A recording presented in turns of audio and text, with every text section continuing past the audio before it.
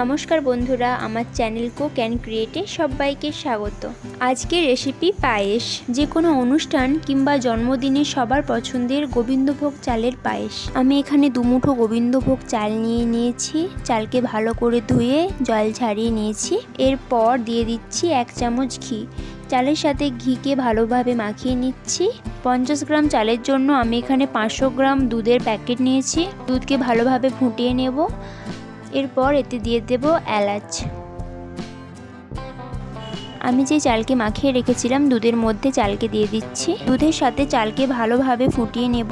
সেদ্ধ হওয়া অবধি অপেক্ষা করব। বন্ধুরা, যারা এখনও আমার চ্যানেলকে সাবস্ক্রাইব করেননি, সাবস্ক্রাইব করে আমার পাশে থাকবেন। আর ভালো লাগলে ভিডিওটা লাইক, কমেন্ট, শেয়ার করবেন। আমি আগে থেকে কাজু ও কিশমিশকে হালকা ঘিয়ে ভেজে রেখেছিলাম। এটাকে দিয়ে দিচ্ছি এর ওপর। আমি এখানে দিয়ে দিচ্ছি মিল্ক মেড, প্রায় 4 থেকে 5 চামচ পরিমাণ। পায়েসের মধ্যে এই মিল্ক মেড দিলে পায়েসের স্বাদ দ্বিগুণ বেড়ে যায়। মিল্ক মেড না থাকলে দুধকে মেরে ক্ষীর বানিয়ে এর মধ্যে দিতে পারেন, তাতেও এর স্বাদ খুব ভালো লাগে।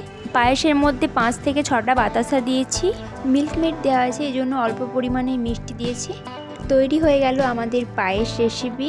কেমন হয়েছে সবাই কমেন্ট করে জানাবে।